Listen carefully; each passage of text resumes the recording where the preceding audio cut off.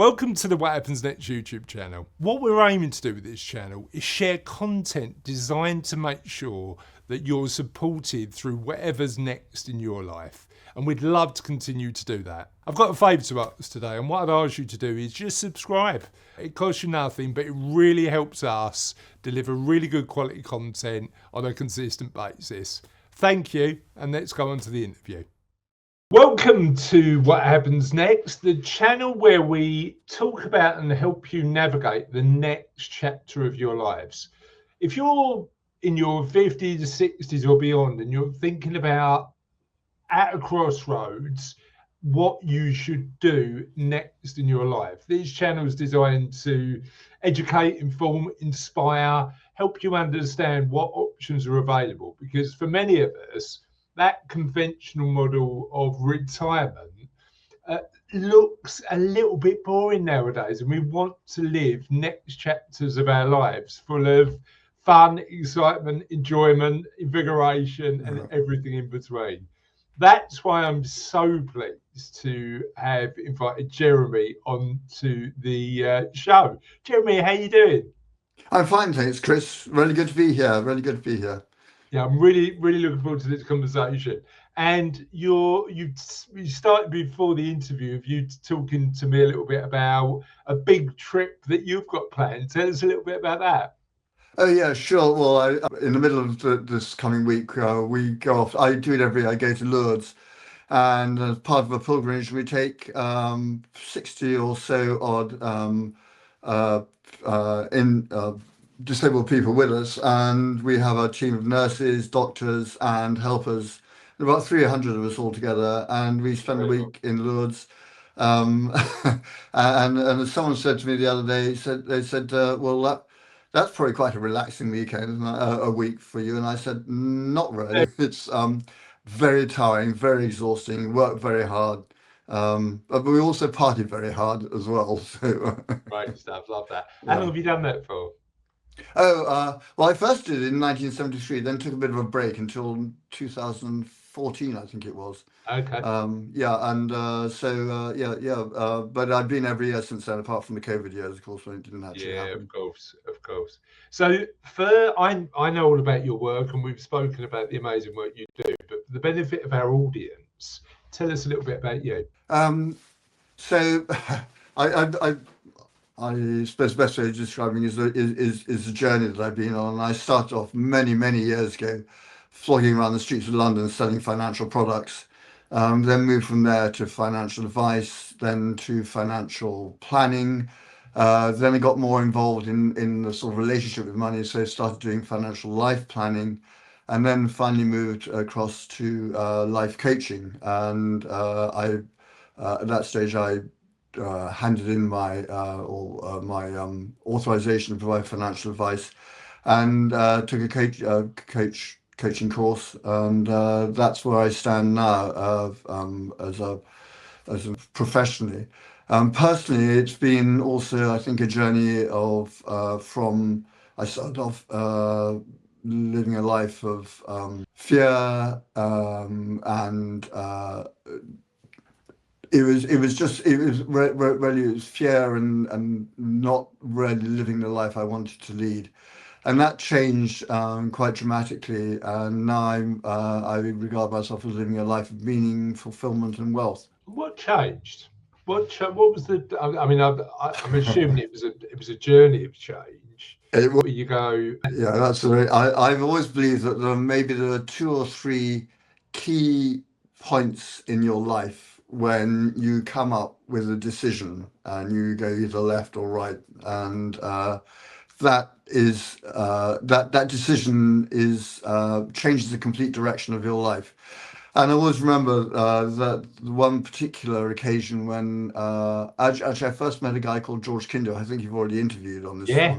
And that sticks in me. It was the 13th of July 2004, and I ended up at his first 7 Stages of Money Maturity workshop, and I was slightly reluctant to go, I have to say. I didn't really understand what was going on, but that was absolutely, it was one of those really life-changing moments, and I went off on a completely different tangent from there. And that's when I both my professional life and my personal life changed. So really, I always remember that date as being a very specific. You know what's interesting about that for me, Jeremy? That element of sometimes these things that can alter our life fundamentally, we're reluctant to do initially. Oh gosh, I entirely agree. Mm. And I think fear is obviously one of the things that has an effect on all our lives all the time. I think you're right.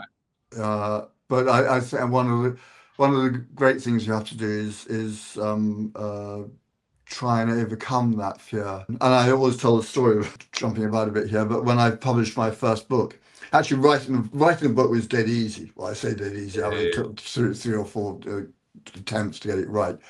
But the really difficult bit was pushing the publish button, because actually at that stage you're going really public. You're going out yeah, into the world with your opinions, your views, and all the rest of it.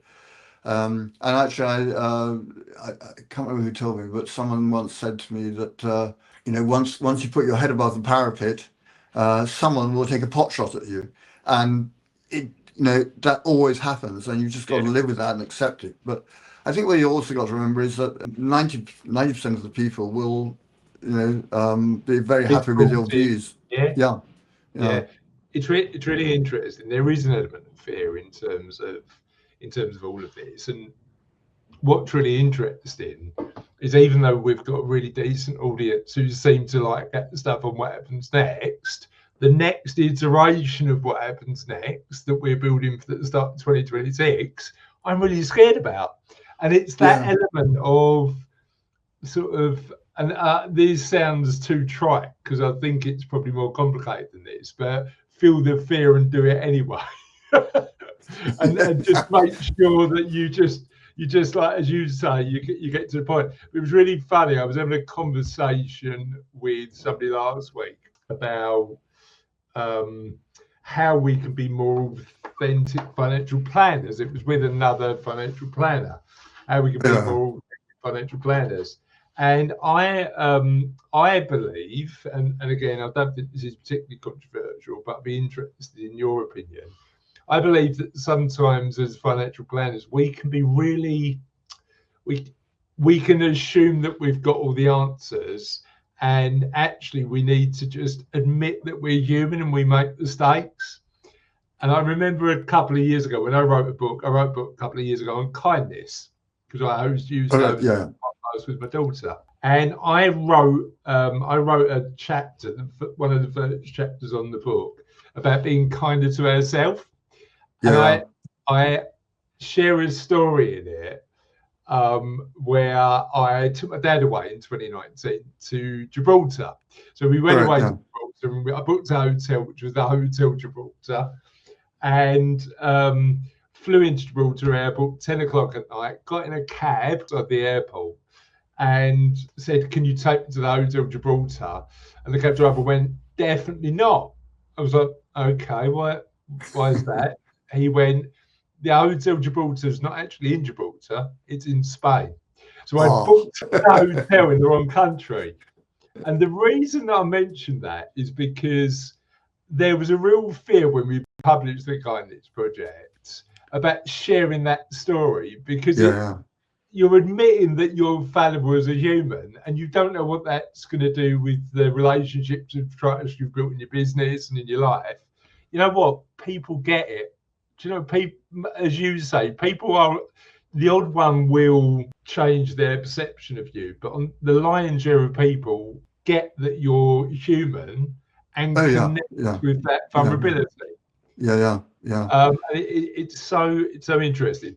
Now you mentioned that George Kinder was the first inflection point. What were the? You mentioned one or two others. What were the other ones? Oh, I think going way, way, way back. Uh, this is when I spent 4 or 5 years in the army, and at one stage, I'm typical army. Couldn't really make a decision, and eventually my CEO turned around and said, yeah, because I was due to move on from the Rotary and go elsewhere, and he just said, okay, entirely up to you. You can do either A or B. What do you want to do? And I I think that led me to a completely different life story than if Yeah. I'd taken the other choice. So that is one I always remember. Another classic one, once again goes back to days of my youth, um, and I had a choice of going to university or joining the army. And it came down to that very narrow decision. Do I go to university? And in fact, I had an offer in those days from Exeter University to study environmental engineering. So Okay. obviously, that was, but actually, I took the other route and joined the army. And that too, I one of those real inflection points. And I think if I'd gone the other route, it would have been my life would have been totally different. And Yeah. actually, I probably wouldn't be here now. Really, really interesting. So Yeah. tell us a bit, you've gone through this journey from financial advice to financial planning to financial life planning now to life coaching. Tell me about the work you do today. So you're sitting down with a client. What does that look like in terms of the relationship and what you're helping them with? It hasn't changed much from the work I did as a financial life planner, I have to say, except I suppose I have uh, downgraded, if you want, and you won't like this, but I've downgraded the financial side of things, only because what I started to realize was that people who I spoke to had more. Uh, Challenges, if you want, than just their money. And Yeah, okay, back in the days of old, I would always talk to clients about money, but I didn't realize the full impact of what money meant to people. And I suppose I'm really following my own advice here. I've always had this mantra that money makes the world go round, and it does. But if you focus too much on money, then that's obviously, if money becomes the center of the universe, then that's obviously a very bad thing. 100% Um, agree. Yeah, yeah. So to a certain extent, I've widened, if you want, my scope. Money is no longer.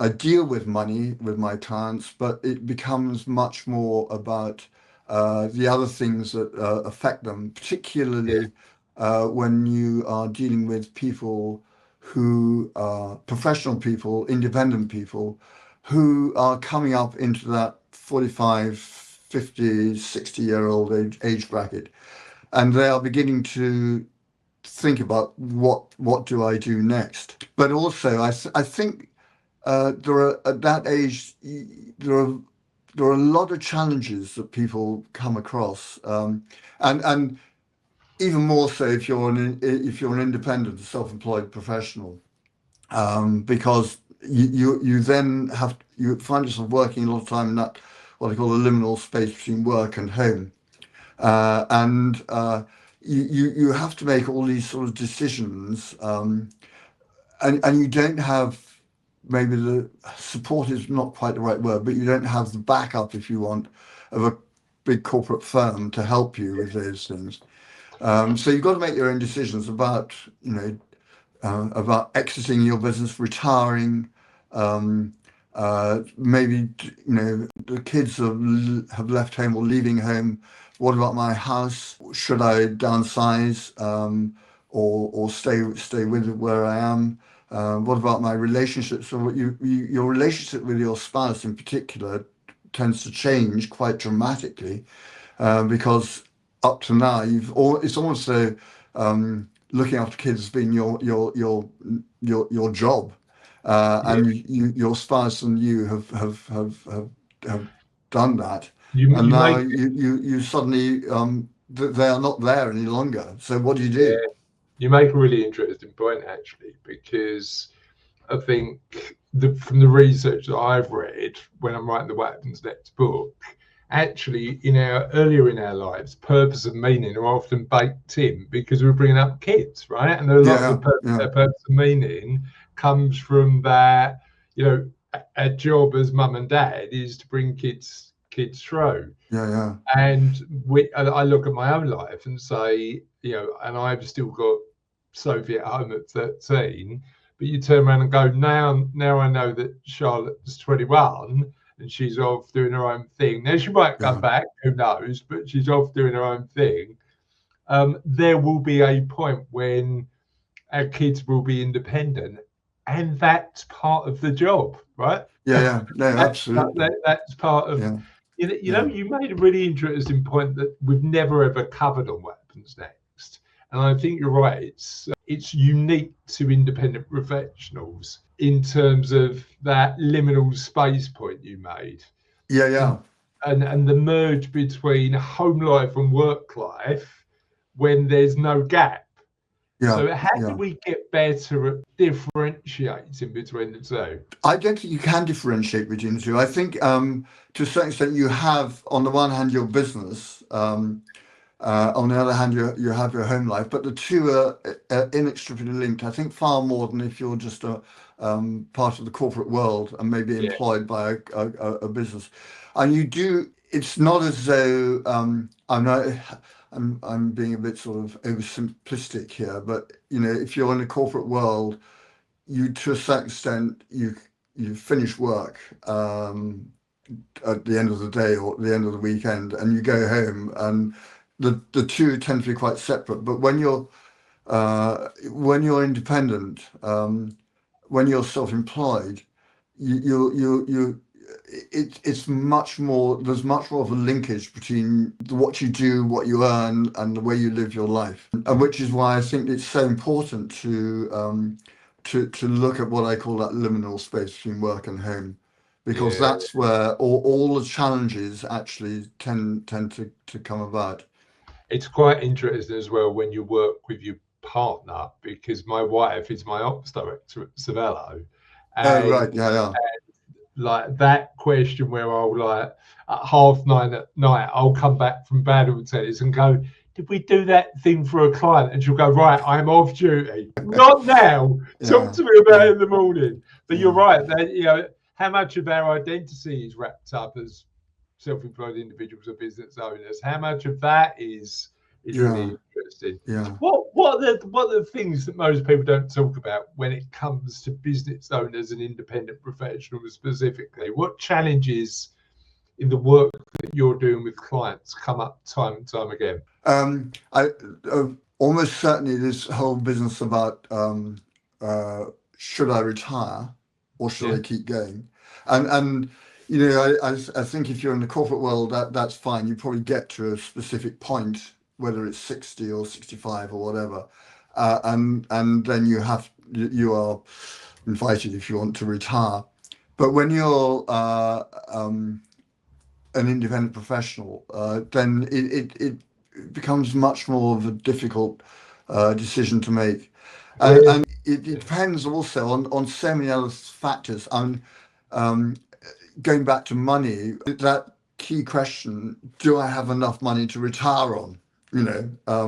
So you've got to do that, but also if you keep working, the older you get, the more, I won't say difficult, but it's never quite as easy it was when you're young to keep going. And so things like your health begin to be much more to the fore. And I certainly believe that of the three things that really matter to people are health, their relationships, particularly with their spouse and their family, and their work, and the financial side of work. And each of these tend to be connected. If work is going well and you're earning good money, then the money side of things and your home life tends to be much easier. So they all interlink. Yeah, absolutely. And you can't just ignore one without dealing with the other. Yeah, love that. Now I know that in your work, Jeremy, you talk about living a life full of abundance and meaning. And I love that phrase, by the way. So when I'm doing my research and I'm taking a look at your website and going, right, Yeah, what are the areas that I'd really love to dig a bit deeper about? yeah. Help me understand what a life of abundance and meaning practically means when you talk about it. And what are the steps that we can take if we're not there yet to get closer to that life of abundance and meaning? Yeah, you talked about meaning just now when we were talking about the kids, and I bringing up the kids is has a huge impact on your meaning, and for as a parent, bringing up the kids is something that means something really quite is quite powerful. But I think when you, as the kids leave home, you and end up trying to think out what does life mean for me? What's important in life? And my view, and is my personal view, is that you get meaning in your life by making a difference to other people. Yeah, And that's something I believe really quite firmly that and it was one reason I go out to Lourdes. I'm going out to Lourdes, as I said, next later on this week, and I have been a number of times. But you get real meaning out of that because you are in the process. You are there to help other people, and it doesn't matter about yourself, which does actually, because you were encouraged to look after ourselves whilst we're there and not get too tired, etc. But your emphasis is your real emphasis is looking after other people, and in a way that you wouldn't normally do.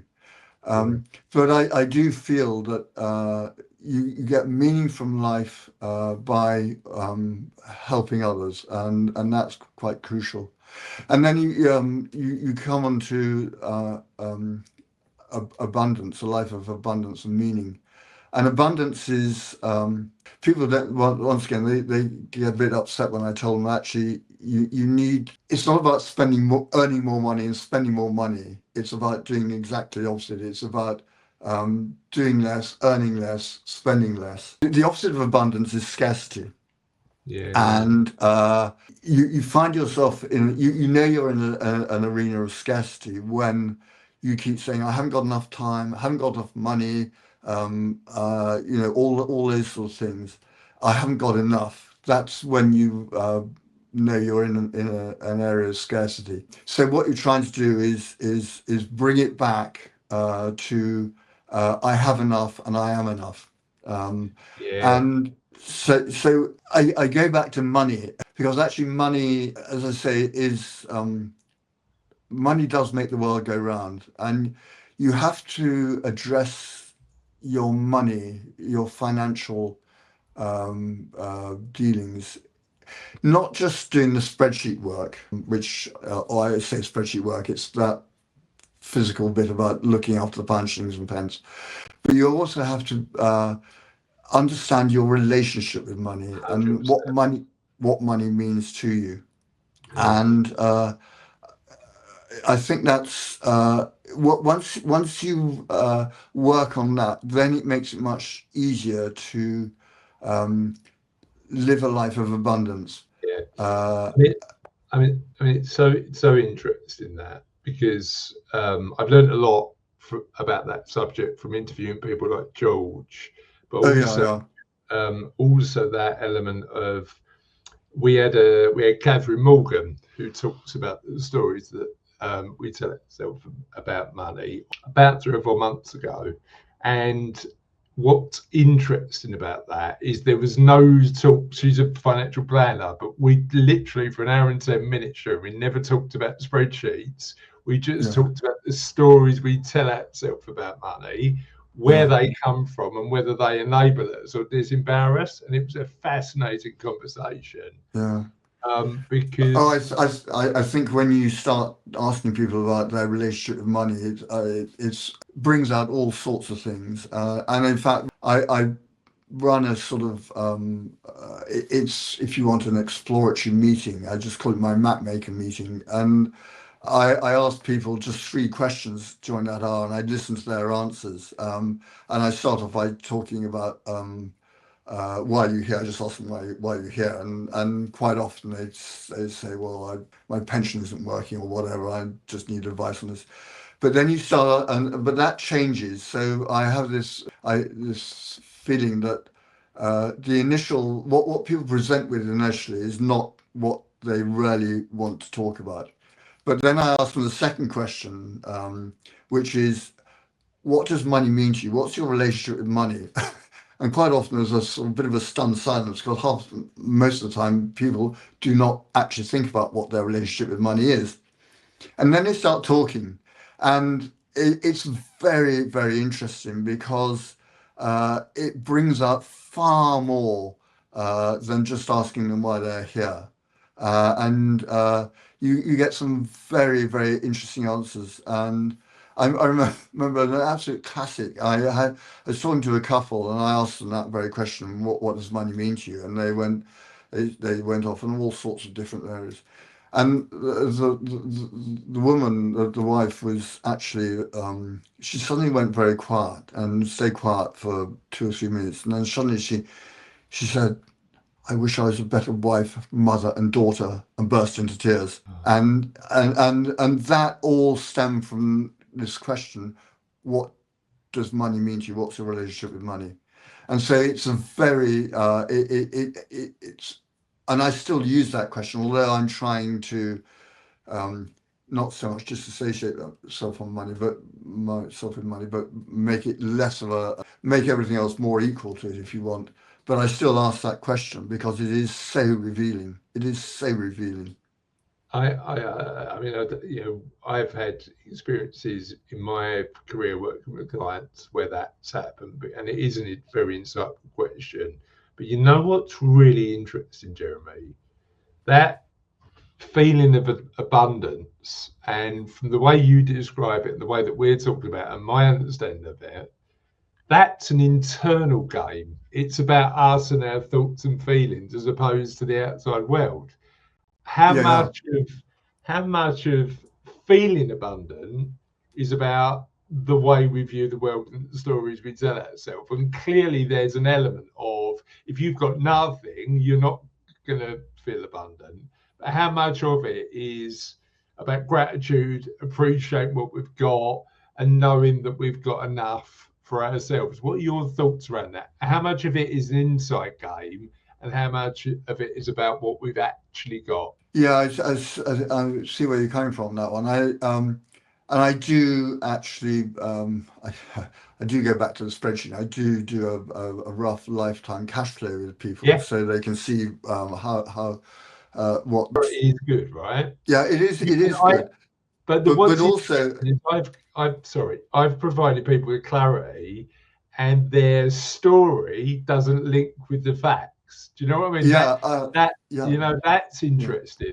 Yeah. No, it was a very interesting one. I think one of my mantras again is that money is a mirror of the soul. You quite often when you ask people about money and their feelings about money, um, it doesn't gel with what they've already told you about Yeah, why they're here. And uh, so going back to your question about the internal side of abundance and the external side of abundance, yeah, I think money is an external factor, and whether you have enough or not is very much a sort of spreadsheet issue. But the abundance side is the internal side, is what you actually feel about money and your relationship with money. yeah, but also how you feel about your contribution to a bunch of stuff, right? As you said, your lady was like, I didn't build my family relationships. I felt I failed in those roles, and that's all internal. One thing I really love that you talk about is the need for many of us to have a little bit more courage, a little bit more perseverance, and a little bit more faith. Now, I'm lacking in all those areas, so I'm really going to benefit from asking this question. But tell me a bit about what we need to consider when we're thinking about courage, perseverance, and faith. and yeah, how they actually apply to improving our lives. yeah. I think I'm coming here from I think we spend a lot of time, particularly as coaches and financial advisors, financial planners, we spend a lot of time dealing with what's wrong and trying to fix what's wrong. And that's okay. It will take you up to if you want, a sort of neutral position. Um, but fixing what's wrong doesn't necessarily mean that you're improving your well-being. Yeah, So to improve your well-being, I think is that's where those three qualities come in. So courage, uh, we all have courage in us. Actually, you say you don't have courage, but one of the issues is we never actually know what courage we have until a situation arises. And so I talked recently, I think, about how people in the Second World War in occupied France rarely found courage to resist in a way that they would never ever have known. But going to the interesting. more to the present day, I think you just having the courage to understand your mistakes and to recognize that you have made mistakes is really important. Yeah, Um, and we all have it in us. Maybe you need a bit of a push to make you do it. But that courage, we all have courage in us, and we have courage every doing things every day. I mean, even dare I say, going out to the shops when you know you're on a budget. That takes a bit of a courage to actually turn around and say, "No, I'm not buying that," or whatever. You know, yeah, yeah, it's and perseverance.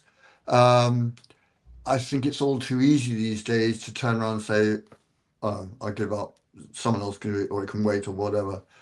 But I think perseverance is really important, and just in business terms, it's really important to persevere to overcome the challenges of a particular work project, and all those sort of classic things like break down the task into smaller bits, set sub goals, reward yourself, get feedback from others about what you're doing. All those things help you to persevere and to help get things done.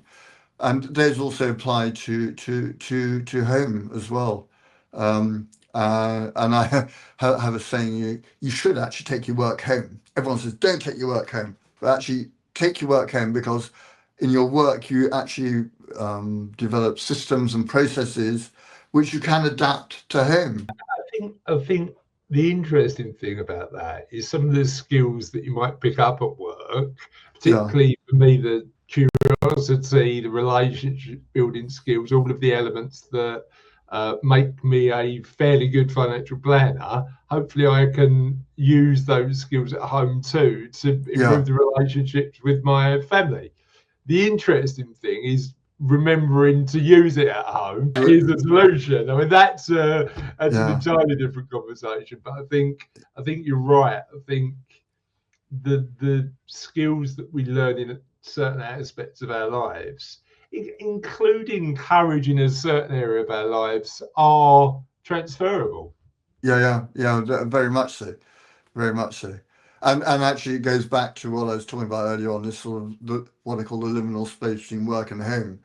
Quite a lot of what you learn at work, you can apply at home, and vice Vice versa. versa. Yeah, Yeah. yeah. So I know. And you, as an independent, of course, you make up your own rules, make up your own processes, and everything else.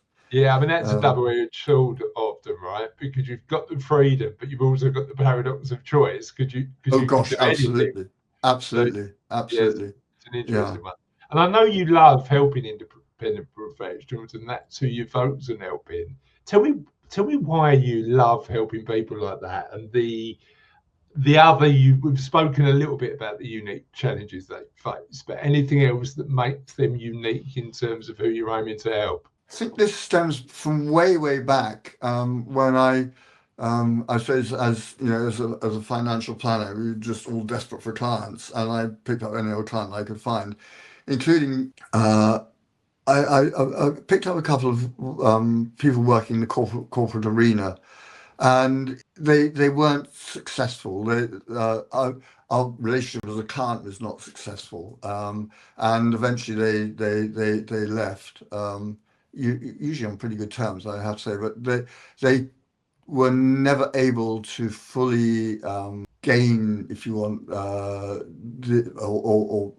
benefit from the advice and help that I could give, because I think they had that sort of that support, if you want, from their corporate environments, their corporate employers. So to a certain extent, it was the other way around. It wasn't that I saw uh, then people in the independent people as being a specific target, but I did realize that the other side, if you want, were not the most appropriate clients I had.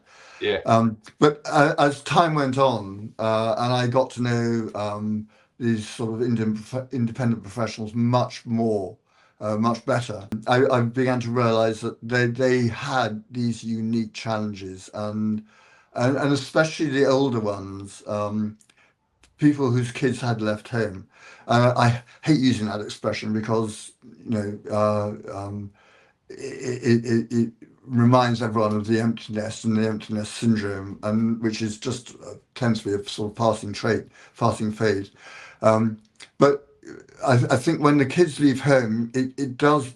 It's more the second half of your life, and those are really interesting challenges. And I've Mm. mentioned some of them already. Should I retire? Should I downsize? What about my relationship with my spouse and my children, and my friends, my community?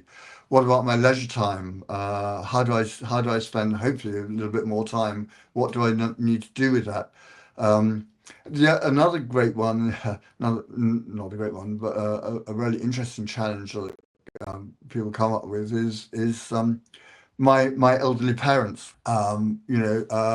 So often these days, your parents probably live some distance away. They're getting on a bit, and they're beginning to, if you want, not have that sort of sense of independence they used to Yeah. have. Yeah. And whereas probably your parents have actually done, an awful lot for you in looking after your children, now suddenly you get to the stage where you have to look after them, and that's often a really difficult thing. And how do I do that? So it involves your relationship with your own parents, and quite often you find that if you tell them what to do, they will say, "No, I'm not doing that." And you have this sort of classic, well, why don't you move up here next to me? Don't want to do that. Don't want to do that. Yeah. But also money, time, all these sort of issues. We did a video a couple of weeks ago now on what happens next, talking about the unique challenges people in this generation face. Because I think if you look at the images that are normally portrayed by retirement, it's just two people sitting on a beach, sunset, overlooking the sea. And my experience, and I imagine your experience as well, working with clients, is challenges we face don't go away as soon as we retire; they just evolve. And Yeah, the being part of that sandwich generation for a lot of my clients is and managing the changing dynamic on both sides of the relationship, like with mum and yeah, dad and with the kids, yeah, isn't an easy journey. It's something we need to think about how we're doing and adapt to. One thing I'm really curious about is because you're 70 now, is that right? I am indeed. Yep, yep, And work still plays an integral part in your life. It's your relationship with it has changed over time. I wonder whether our traditional perception of how work fits into our life has evolved, and whether retirement for an independent professional, it depends on what they're aiming to achieve in their life. I completely get that. But conventional retirement to stopping doing anything is actually not always the right direction. What do you think? no, no. Oh, I entirely agree. I think when I've seen two is shortly after COVID, and there are quite a lot of reports in the papers and the press about a number of people who were retiring at age 50. And I thought, this is absolutely crazy. I mean, you know, you retire at 50. A, you don't know how expensive retirement is. B, you're going to be bored yeah, within 2 years. I mean, there's only so many times you can go around the golf course. yeah, And true. and C, I reckon that within 2 or 3 years, these guys will be wanting to get back into work somehow or other. Yeah, And um, I think work is actually a privilege. It is and I certainly see working with clients as being a huge privilege. And without being sort of being proud of it, I feel that I've got quite a lot of experience behind me, both financial and other experience. And I'm think it's a privilege to be able to pass on that experience to others, and to help them do others. yeah, So I would not want to stop working until I really can't yeah. work anymore, if you want. You know Um, what?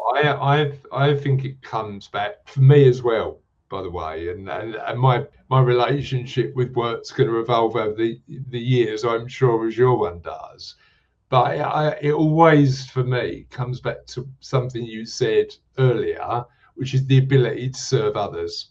Because I yeah, think actually work is an integral part of that journey, isn't it? You know, if you're yeah, helping yeah, others yeah, do what they yeah, need to, yeah, I think that's really interesting. yeah. And I think you can serve others in a number of different ways. I mean, it doesn't have to be philanthropic or charitable, although I think a lot of people will Yeah, are doing that. and that I might be mean, part of it. yeah, but also I think you can do it from a commercial point of view as well. True.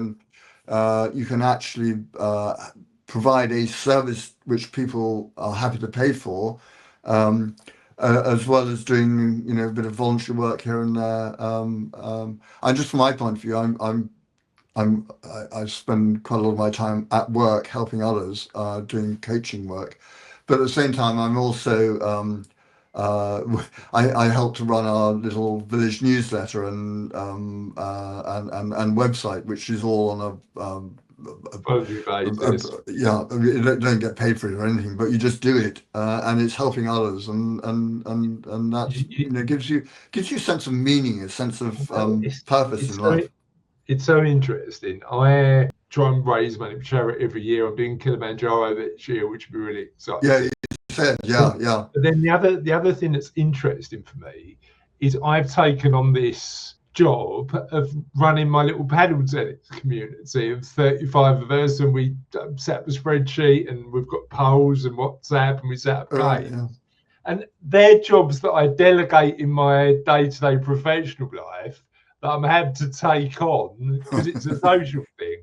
And it's yeah, a yeah, strange mixture because I actually enjoy getting people together to have a game of paddle and have a chat and have a laugh. And it fits in with that social need of yeah. wanting to connect people. It's a really interesting one.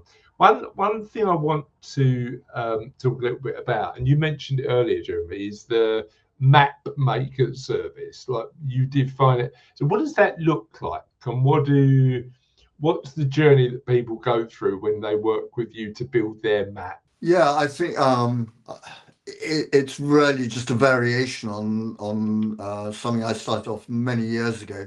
And when I was a financial planner, I suddenly realized that actually this whole concept of doing a free exploration meeting was not particularly good news. And in fact, you know, you went off to your dentist, a new dentist, and they charged you whatever 90 or so quid for an to come up with a review of your dental work, or your opticians or whatever. Everyone was charging. So I actually started. I turned my exploration meeting into just, well, come along and let's have a chat, to a very specific product, and I made a charge for that product, whether or not people decided to go ahead and become a full client or not. But I also I think started to uh, use some of my coaching skills, and a lot of this came from George Kinder's teaching, and I think I launched my map maker about the same time as I started working with George Kinder. And the concept behind MapMaker is just to help people understand themselves a bit more. So it's just three questions. The whole thing lasts for about an hour. But I let people talk, and I only ask questions ready to clarify something or to encourage people. But so I started by asking people why they're here. Always very interesting one. And I asked them about what their approach to money is, and then finally asked them, if you'd work with me, what would life look like? What do you want from me? What do you want from our relationship? And then you talk a little bit about what you do, and then let them just carry on and make their own decision. And I began to find, even though people were paying money for this, I was charging people. In fact, maybe because I was charging people for this, people saw the real value in what I was doing and the questions I was asking. And I suppose I had a conversion rate of about 80%. Yeah, I interesting. really good news. And I Yeah, always remember one couple came in to see me and they to do the map maker meeting, and we went a bit over. We overran a bit, and it was about an hour and a half. And by the time they finished, it was about 12:30. And this is why I'm in Helmsley now. And they said, "Right, we're just going off. We're going to go and find lunch somewhere in Helmsley." And they did. And about 2:15, the telephone rang, and they said, "We've discussed it over lunch. Yep, we'd like to pick up a client." But I think it's about helping people to understand where they are, but it's also about helping me to build a relationship with clients, sure. and to make clients realize that they are really being understood and looked Yeah, after. yeah. And I think that's really important. Yeah, I think it's an interesting one that because I think for me, the element that's really important, and one of my clients put bets quite recently. She said, "You give me an environment of psychological safety to have these conversations." Yeah, yeah, It's probably something I take for granted, but just giving people the space to think and the opportunity to share that, and then giving professional advice and helping people take practical action is great. But the starting point, I think, comes from building that listening relationship of yeah, trust. It's yeah. really I interesting. think even before that, it's what I call the secure area, the secure Yeah, having a secure area. So that's not just about making sure that the doors are shut and people outside can't hear and all the rest of it, but it's about letting people know exactly what's going on, having an agenda, explaining your confidentiality clauses, your all those sort of stuff. Making sure people are comfortable when they come in. yeah. It's It's the building environment a you create. secure arena Yeah, that is really important. And I, yeah, um, yeah, it is actually very important. I've seen it when it doesn't happen, and it's quite worrying, quite concerning. yeah, interesting. Now, you've been through your own what happens next journey a few times. What have you learned from the experience of that evolution of you and the evolution of your life and work? What insights did you get from living it? I think evolution is the right word. I've never been particularly conventional in my work. Uh, but what I would come away with, and once again, it may sound trite, but change is constant. Every, change. You do not know what's going to happen tomorrow. Yeah, I always remember I was on a ski lift. This is some time ago on a ski lift in Italy. It was New Year's Day in Italy, and we'd been partying the night before, so I was a bit hungover, but I was determined. It was our last day of skiing. I was determined to have a really good day's skiing. And I got up I was one of the first people on the lifts up the mountain, and it was beautifully quiet. The sun was shining. It was a classic sort of alpine day, you know. Sun was shining, the skies were blue. It was absolutely beautiful. There was no one else on the lift at all. And I suddenly had this almost sort of revelation. It was a sort of bit of a Damascene moment. And I thought, I'm going to go back home, sell my flat, give up my job, do the whole lot, and just go and do my own thing. And I did. And it was tough, Through but that actually, phase. it was a good thing to have done. Yeah. So, what happens next? I think, well, two things. It can either happen very suddenly, um, or else it's something that you think about and you plan for. But I think also having a plan is actually really important. Um, and as financial planners and life planners, you'll recognize this, but I think it really is important to have a plan, have an objective, have a goal, and not only have a plan, but have a plan B as well, because if plan A doesn't work, you know. But I like I love that. I think planning is important, but I, I, I think the most direct quote about planning is from Mike Tyson. Planning's great until you get punched in the face. So like have the Yeah, yeah, plan, but yeah, actually know that the plan might go wrong, the plan might change, the plan might evolve. yeah, And like any great plan, you just replan, don't you? You just it's what you said. It's the evolution of a plan and the evolution of a life that changes over time. yeah, yeah, yeah. So yeah, well, change has been a constant in my life, and I've sort of recognized that now. And you never know when the next sort of bombshell is going to hit, or when the good things are going to hit, for that matter. Even when you get a great idea on a ski lift, and it's yeah, Yeah, I think the interest, and I've had this in my life, and you've had sometimes those bombshells are you, aren't they? oh Sometimes they're yeah, like, right, I'm changing everything. I'm getting, you know, I remember when I started Savello, and I went home, I had a corporate job, and I went home and said to Cassie, I'm starting a business, and she went, you do realise we've got a 6-year-old and a mortgage. You must be out of your mind. I went up to Charlotte, who was upstairs, and said, "Oh, Dad's leaving his job and starting a business." And Jeremy, she burst into tears. And I went, "Oh, darling, what have I done to upset you?" She went, "Dad, who's going to pay for the holidays now?" And that was the only thing she was worried about. But the yeah, interesting thing is, it took an element of bravery for me to turn around and go, right, this isn't working. I'm making a big change. And yeah, looking 15 years back, as you said, it's one of the best decisions I ever made because yeah, but you need to sometimes step into that change to allow you to do it. I want to talk stories because I think stories really encapsulate the work we do well. So what story best describes the work you do today? So in terms of clients, you mean client Yeah, type store? Yeah. yeah, I think I've always told a wonderful story of a couple who came to see me.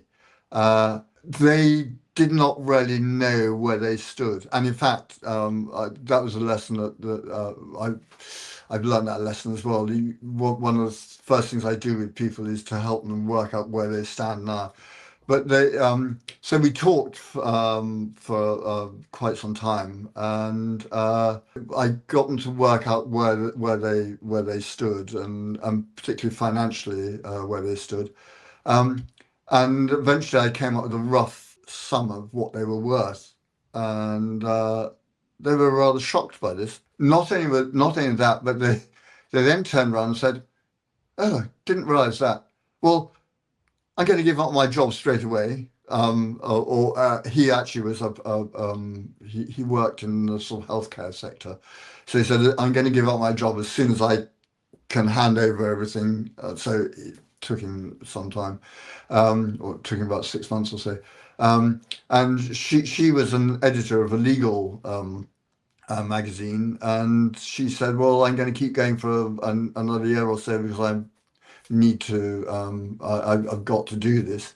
But then she too uh, changed her whole life, and actually they then moved from York down to London to be near their children and to be part of the cultural scene of London.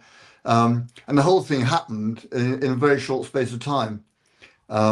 and it was at the end of one of the meetings, they just turned around and said, "Oh, in that case, we'll just do this." And Yeah. I was a bit sort of, "Oh gosh, I haven't even done the hard work, the donkey work, the detailed work yet." And off they went and did it. But it worked out very, very well for them. And I kept Love in that. touch with them for a long, long time. Love And that. I used to go down and see them in London. And yeah, no, it was great. Great. Amazing. And I love the fact that I'm not alone in turning around when people go, I'm going to make this decision. You turn around and go, do you want to give it a week? I'm glad I'm not the only one that does that. It's amazing how some people do make very fast decisions on not a lot of information. Well, I think the learning journey that I'm going on at the minute is to get better at doing that, actually, because there's a really good book we talk about quite a lot on What Happens Next called Designing Your Life, which talks about the speed you make decisions and the fact that most decisions in life, not every, but most decisions in life are ultimately reversible anyway. And it's that element. I suppose it's the ones that you can't reverse and that you need to give a bit more thought to. But the concept of incremental, low risk experimentation in our lives, just doing stuff because we can give it a go and it's not going to cost us too much, is probably one I really like and share a lot on What Happens Next. Jeremy, I've loved today, mate. Thank you so much for coming on. It's been a really good conversation, Chris. I loved it. It's been really good. I just love talking about these sort of things. Same here. And I always learn a lot. So thank you for sharing so openly. Where can people find out a bit more about you? Probably my website is just jeremydeeds.com, all one word, jeremydeeds.com. Perfect. Yeah, and I'm also on LinkedIn. The link is there on the website. We'll put all your links in the comments below when we publish it as well. Brilliant. Thanks, Jeremy. Have a lovely day. And you too, Chris. Thank you very, very much indeed. Take care.